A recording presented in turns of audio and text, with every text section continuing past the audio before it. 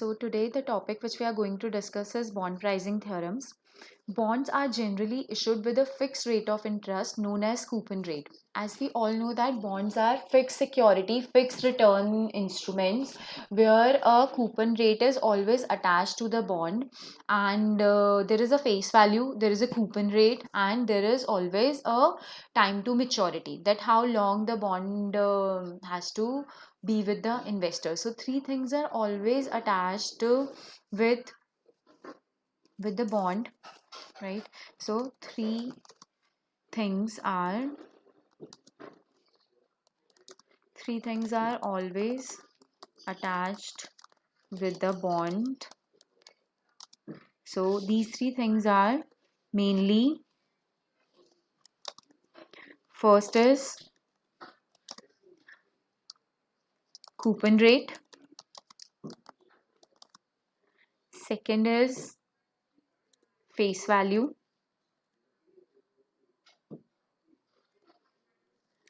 coupon rate, face value, and the third one is time to maturity. So whenever we talk about bond pricing theorems, the three main important aspects related to bond are coupon rate, face value, and time to maturity. And these three things are going to affect the bond's performance in the market. So in these bond pricing theorems, we will understand that how these things are going to affect the bond's performance in the market. How do people react, investor react to bonds prices in respect to these three things: coupon value, face value, and time to maturity. So next is, how do we calculate coupon rate? So coupon rate is calculated, coupon rate, or we can say interest is calculated. Okay, interest is calculated on the face value of the bond and remains fixed till maturity. So interest is something which the company pays to the investor throughout the life till maturity, and it is calculated on the face value. The interest would never be calculated on the market value, it is always calculated on the face value of the bond. For example, currently maybe the bond's value is rupees 100. Yeah, market price is for example, face value is 100 and the market price of the bond is 120, but the company will always pay you interest on 100. That is the face value of the bond, not on the market price. At the time of issue of the bond, its coupon rate is generally equal to the market interest rate. So this point is very important, that whenever the company issues the bond, usually the coupon rate and the market interest rate, basically these two things are always similar, because obviously no investor would like to invest in any bond which is paying less than the market interest rate. So at the time of issue of the bond, the coupon rate is generally equal to the market interest rate. But as the time passes, the market interest rate may go up or down, and it affects the market price of the bond. So because with time, for example, the time of the bond, the mature there is 10 years for the maturity of the bond, and in these 10 years n number of things may happen, right? So within these 10 years, if the market interest rate goes up or go down, it actually affects the market price of the bond. So we will try to understand how all these things actually affect the market price of the bond, right? So now we will understand. So there are basically five bond pricing theorems, right? So the relationship between bond prices and change, the relationship between the bond price and the market interest rate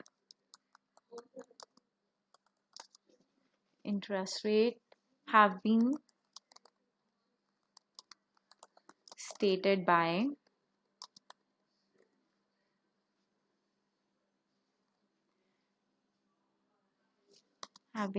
by Burton, G.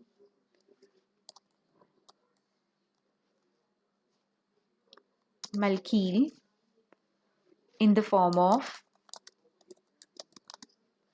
five principles. So basically, bond pricing theorems are nothing but the relationship between bond prices and market interest rate, right? What is the impact of market interest rate on bond prices? So obviously, only market interest rate would not affect the bond prices. There are a number of other factors also which will affect this relationship. The relationship between bond price and market interest rate would be affected by many other factors, which we will be discussing in these five theorems which we are going to study. Okay, so now the five principles are, so one thing is they explain the bond pricing behavior in the environment of changing interest rates, right? So these principles basically explains the relationship between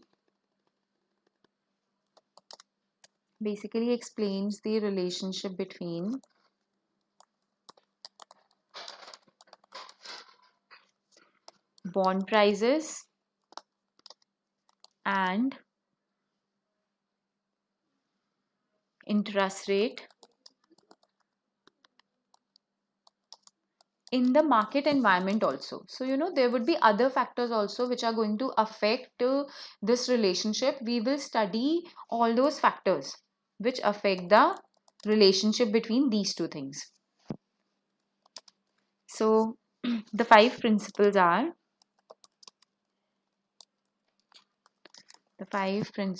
are as following. The first principle which we will understand here is bond prices will move inversely to the market interest rate. So the first principle of bond pricing theorems is bond prices will move inversely to the market interest rate. This thing we have discussed a lot of time in our previous classes also, that how bond prices are inversely related to market interest rate. So for example, let's understand this with the help of an example. So for example, we have two bonds, bond A and bond B, right? So bond A's market price is 100 and bond B's market price is for example 200. So or we can say that it is also 100. Okay, then its coupon rate is 12% and its coupon rate is 12%. So for example, these two bonds are dealing in different markets, not in same market, maybe in different countries. Okay, so bond A is probably in India, and this we can write maybe in US. Obviously it would be in dollar, and other aspects are there, but we are just assuming. Okay, so moving forward, bond A's price is 100 and bond B's price is also 100. Bond A's coupon rate is 12 and B's coupon rate is also 12. So obviously and this time period is also same. Maybe it was issued for 10 years and it is also issued for 10 years, right? So what happens is, at the time of issue of the bond, the market interest rate was also 12%, right? At the time of issue of the bond,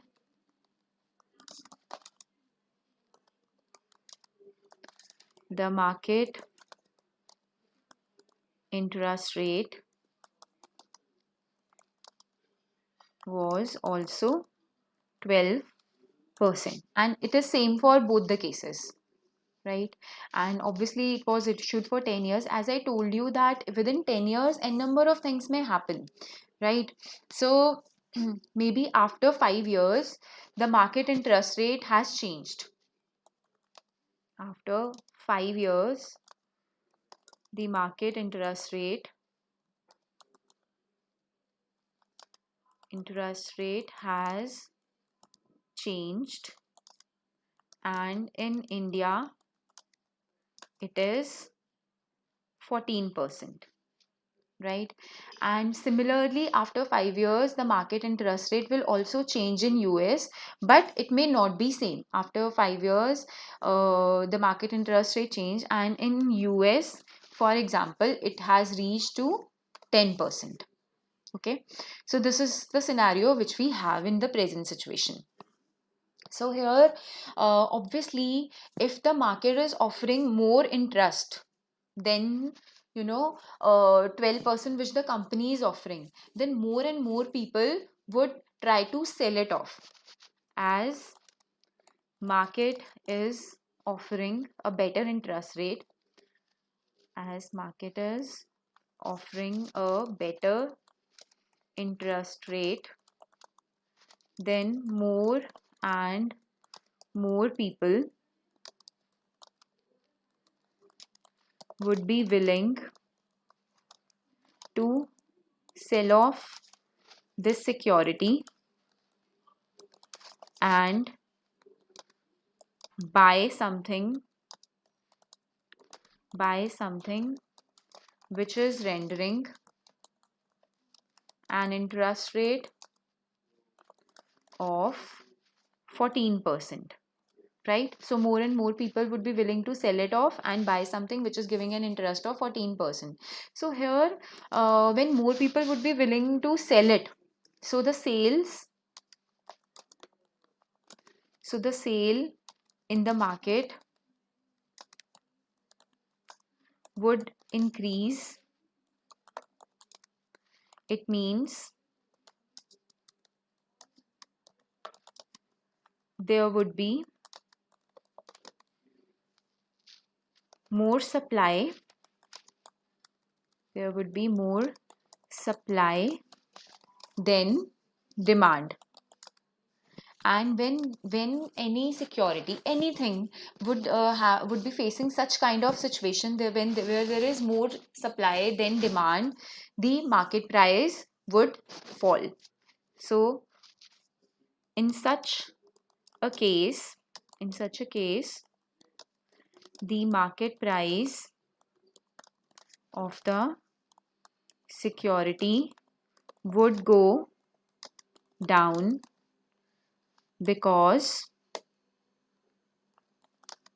investors would definitely like to pay less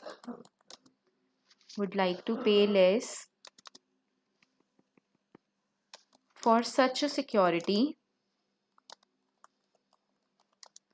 which is providing a lesser interest than the market. So obviously they will also be in profitable situation. So for example, now the market price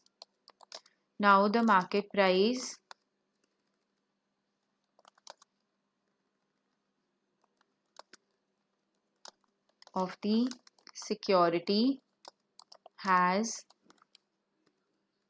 fallen to rupees 90, say for example, right? So now the investors, the new investors, they have paid rupees 90. The new investors have paid rupees 90, but they would be receiving an interest of 12% on rupees 100. So obviously they have paid less, rupees 90, but they would be getting interest on rupees 100. So it is a win-win situation for both types of investors, right? So but ultimately the crux is, if the market interest rate rises, the bond prices will go down. So there is an inverse relationship between market interest rate and bond prices. And in this case, where the market interest rate has fallen to 10%, now as the market is offering less interest, so more and more investor would be willing to buy this security, and hence there would be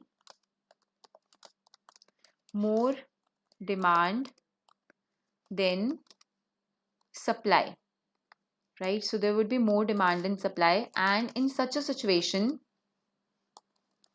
in such a situation, the market price, in such a situation, the market price of the bond will go up, because obviously in other securities the investor would be earning 10%, but if they invest in this bond they will earn 14%. So maybe hypothetically we can say that, hypothetically, because we have not calculated, I'm just giving you a situation, so hypothetically we can say, we can assume that the market price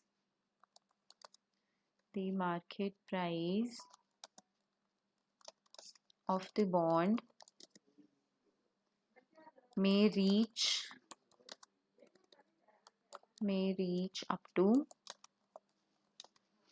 rupee bond, it is in dollar, may reach up to 110, right? So here they will be paying more, they will be paying 110, but they would be getting interest on only, you know, $100, right? So they have paid more money, but they will receive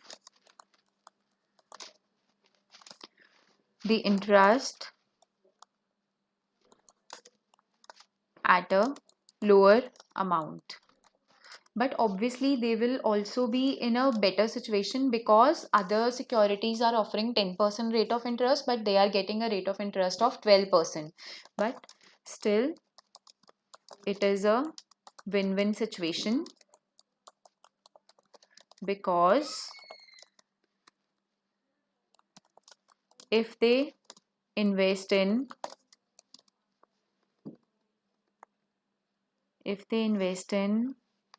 other marketable securities, they would be getting 10% return, but here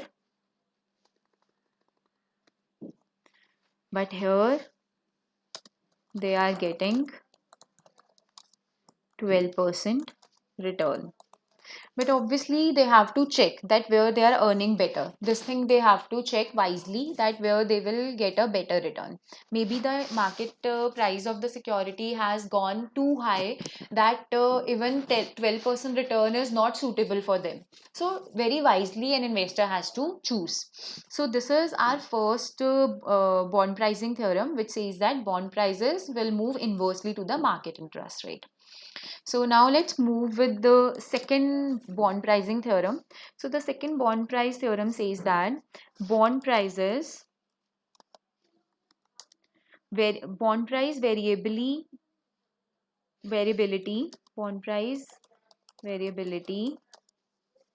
is directly related to the term or to maturity.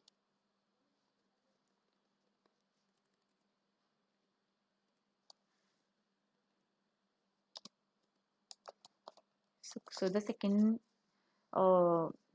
theorem says that the bond price variability is directly related to the term to maturity which means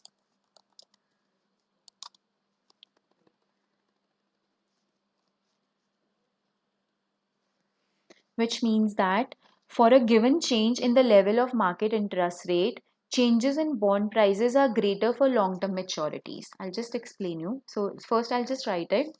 For a given change in the market, for a given change in the market interest rate, changes in the bond prices,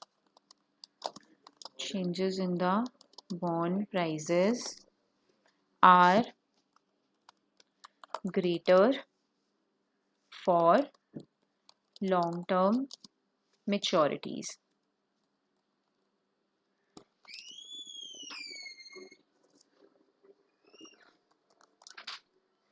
So what does this bond pricing theorem says that, for example, we again have two securities. Let us try to understand with the help of an example.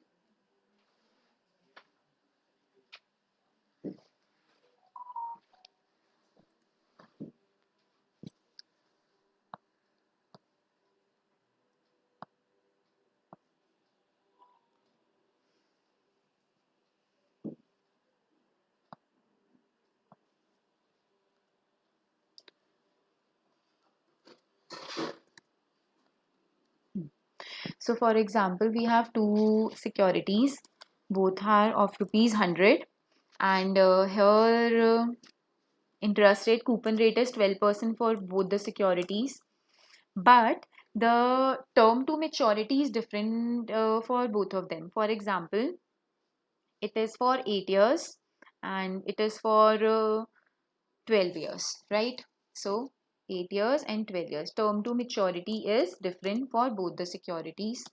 Now let us assume that at the end of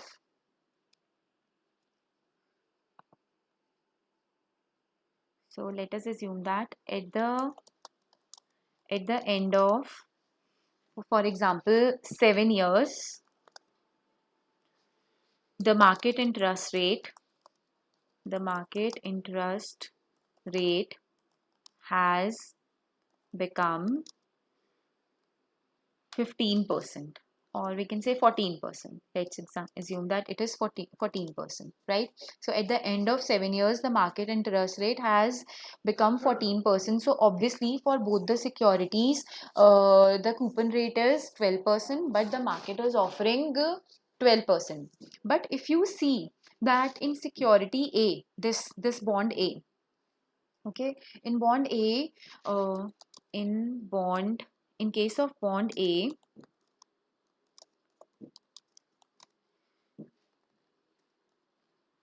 only 1 year is left,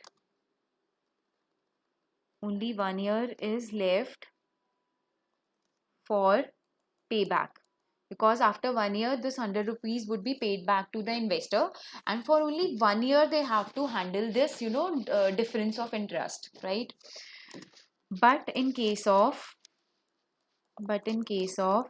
security or bond B, in case of bond B, how many years are left? There are 7 years, there are 5 years left. In case of bond B, there are 5 years, 8, 9, 10, 11, 12. 5 years are left for maturity, and they have to bear loss of 2% for 5 years, right?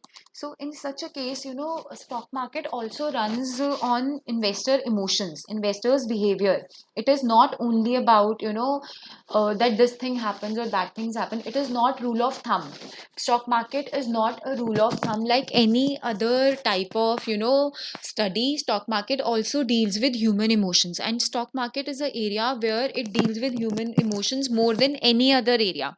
So here investors, in case of security A, in case of bond A, the bond price may not be that much affected. Of course, it will be affected, but not that much as in case of bond B, right? So in case of bond A, the bond price may not be that much affected.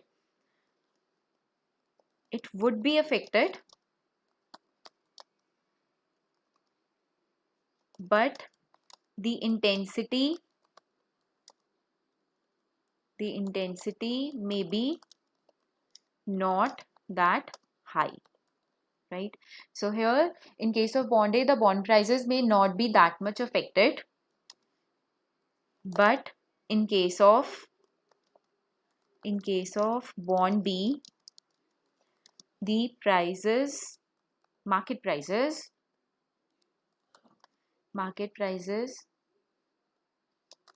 would be hugely affected because the time to maturity is quite long, right? The reason being the time to maturity, the time left for maturity is quite high. Okay, so this is our second bond pricing theorem. Now let's move with the third one. So these bond pricing theorems will not only deal with the facts and figures, but will deal with the human emotions also, investors behavior also, right? So now let's move with the third bond pricing theorem. So third bond pricing theorem says that a bond sensitivity to changes in market interest rate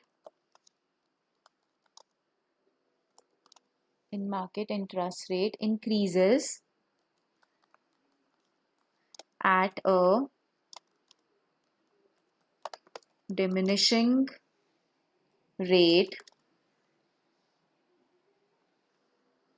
as the time remaining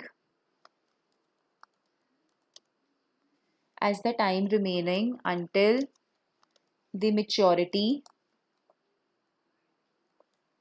increases. So this theorem is also quite related to theorem 2, which we have studied. It is related to the time left for maturity. So what is this theorem saying is a bond sensitivity to change in the market interest rate is increases at a diminishing rate as the time remaining until the maturity increases. So I will just show you one example. How do we do that? Okay. So, for example, there is a bond, okay, which is having a face value of 100 and the coupon rate is 10%, right? This is, and the life of the bond is, for example, 8 years, okay? So, this is the scenario. Now, for example, in fifth year, in fifth year, the market interest rate market interest rate has reached 11%. Okay. So in fifth year, the market interest rate is 11%. So obviously, the time left for maturity is 3 years. So here investors would react, you know. So probably the price of the bond will be declined. Obviously, the price of the bond will decline because market is offering a better interest rate, but the company is having an interest rate of 10%. So price will go down. Probably it is now 95. Market price of the bond has fallen down to rupees 95. Now in sixth year also the market interest rate, for example, has increased. Okay. So in sixth year the market interest rate has reached, for example, 12%. So here what will happen is or we can say, okay, in 6th year, okay, let's take it. This is 12%. Okay, so now the interest rate has again risen up. Now again the price will go down. Earlier the gap was of 5 rupees. The gap is of 5 rupees or whatsoever currency, right? Here probably the market price of the bond has reached 93. Now the gap is 2 rupees, right? So earlier when 1% market interest rate was the market interest rate was risen up by 1%, the security price was decreased by 5 rupees. Again 1% increase in market interest rate, but now the gap is 2. The securities market price has been decreased by 2 rupees only, because now only 2 years left for the maturity. Okay, then next case is 7th year, for example. In 7th year, for example, the market interest rate,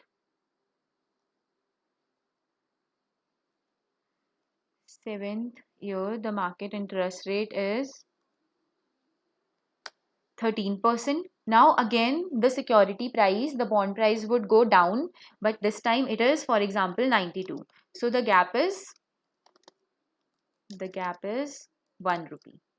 Okay, so with this example I was just trying to show you that the price will go down, the price of the bond will go down every time the market interest rate will go up, but it depends on the maturity period left. So first time when the price was going down, the security went down. The first time when the interest rate was increased, the impact on the security price was 5 rupees. Then second time, when again 1% increase was there, the gap is 2 rupees. Then again when 1% increase was there, the gap is 1 rupee. So prices are decreasing, right? But also at a decreasing rate. Okay, as the maturity increases, the less time to maturity, the diminishing rate, the prices, the market price of the bond will decrease, but at a diminishing rate, not at the same intensity. So this is our third bond price valuation theorem. Next is fourth. The fourth one is the price changes resulting from equal absolute increase. So I believe we can continue rest of the two cases in next class, because it will again take some time. Okay, so now the fourth bond valuation theorem is a rise in bonds price for a decline in bonds yield is greater than the fall in the bonds price for a rise in yield. So basically, this fourth theorem says that, as we know that there is inverse relationship between, there is inverse relationship between bond prices and market interest rate. So we know that we have discussed this thing a lot of times, that there is inverse relationship between bond prices and market interest rates, right? So for example, if the market interest rate has gone up, let's again take two cases where we will try to understand this theorem. Okay, right, so here we have two bonds. So first bond has a face value of 100 rupees, and second bond also has a face value of 100 rupees. Okay, so their interest rate, coupon rate is, for example, 12% in both the cases. Coupon rate is 12%. Then so for example, when the this bond both these bonds were issued, the market interest rate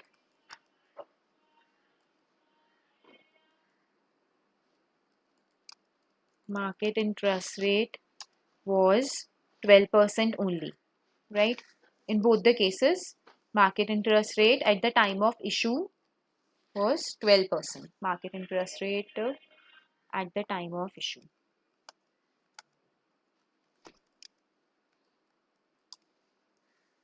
was 12%, right? So now at present,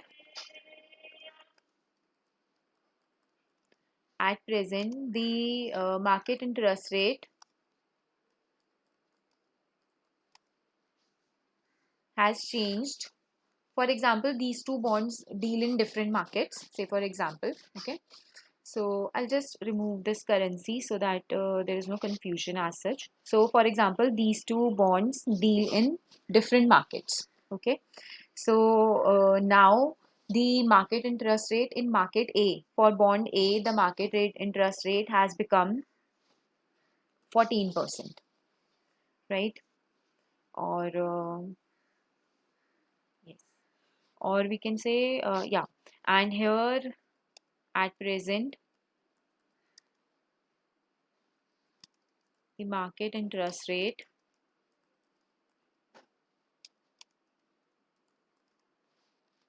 is, for example, 10%, right? So in both the markets, market interest rate has changed. In market A, the market interest rate has been increased by 2%, and in market B, the market interest rate has been decreased by 2%. So here, obviously, the relationship is inverse between market interest rate and the bond price. So obviously, if here market interest rate has increased, yes, Excuse me, ma'am. yes, say. Ma'am, there are some students waiting in the. Can you just make them in? There is no waiting room. I have allowed everyone. So probably their internet is slow. That's why it is not. They are not able to enter. Okay. So here the market interest rate is 14%. So obviously, if market interest rate is 14%, so it has increased. So it means now the price of the bond would decrease. So for example, now the price of the bond has decreased and it is now 98. So I'll just write it here as the interest rate is market interest rate has increased, so it will have a negative impact on the bond price. That's why the bond price has decreased by rupees 2 or by 2, right? So this is the case. Now the new bond price is 98. Now next is here, obviously if the market interest rate has decreased, it means the company is paying better interest rate than market. So obviously more and more people will demand this bond. So the price of the bond will increase. So as the market interest rate has decreased and this bond is paying a better return than market,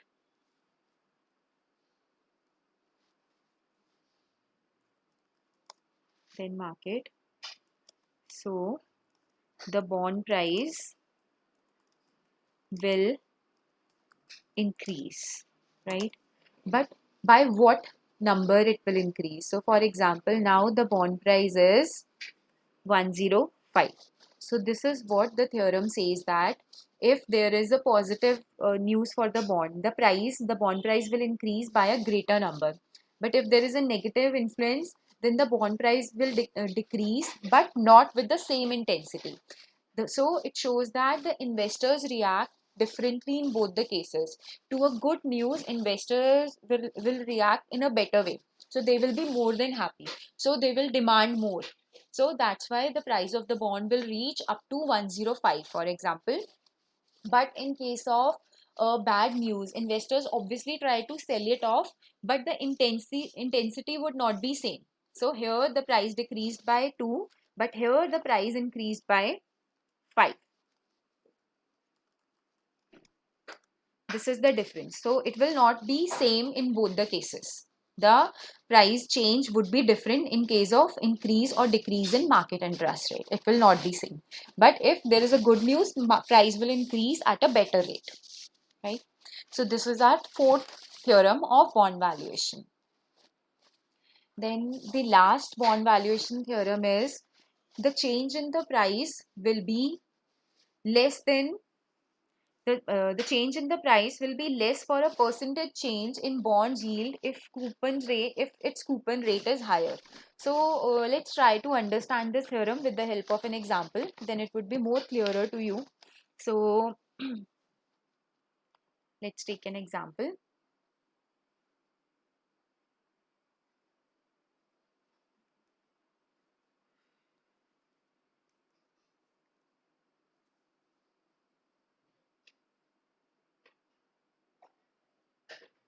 Here we are.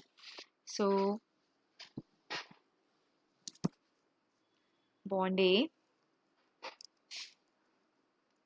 and bond B. Here the coupon rate for both the bonds are 10%, and other bond the coupon rate is 8%, right? Then the yield is yield to maturity, or whatever you can say.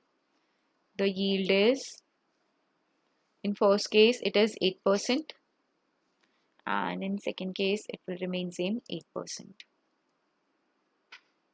Then maturity period,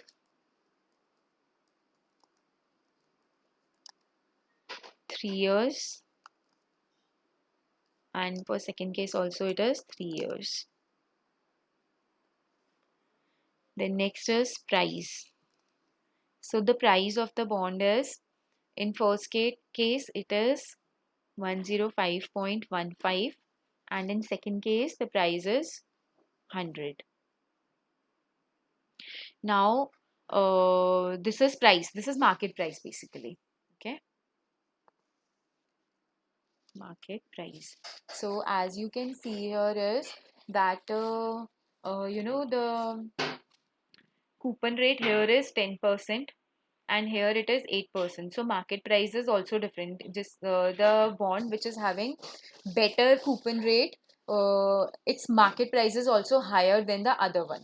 Okay, because it is offering, bond B is offering only 8% coupon rate. That's why its market price is 100.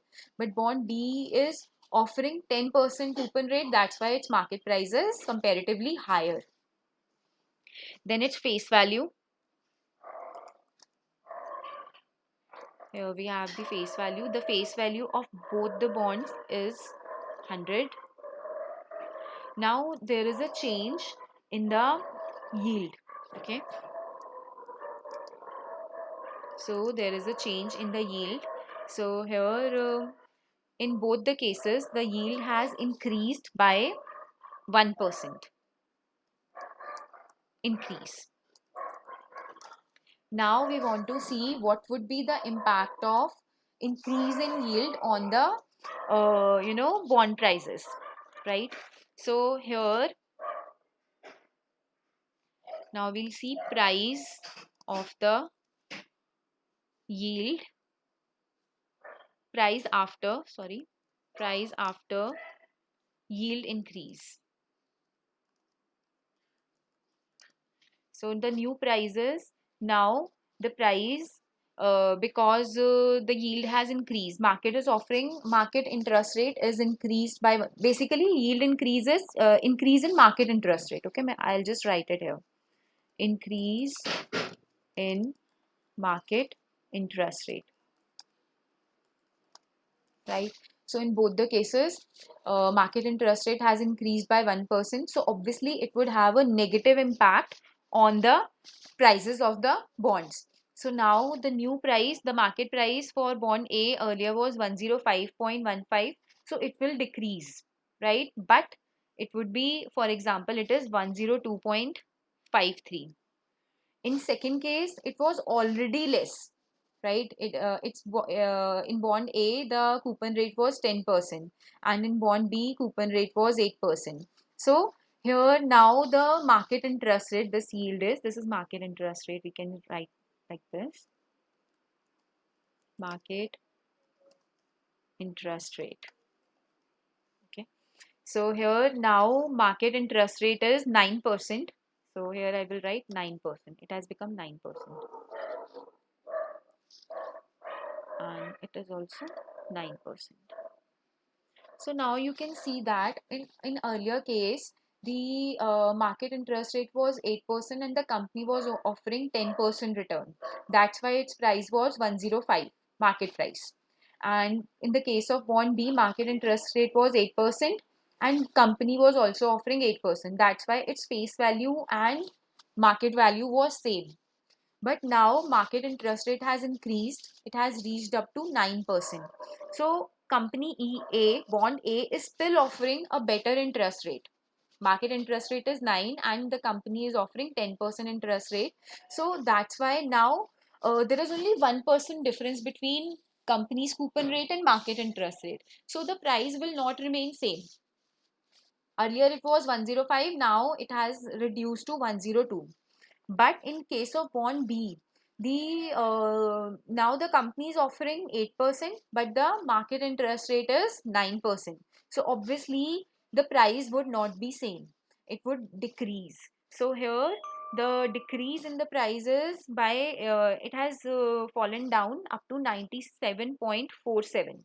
So both bond A and bond B's prices, market prices, has reduced, but there is a difference. How much percentage? The percentage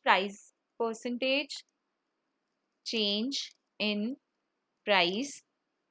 In case of bond A, there is a reduction of 2.4% price.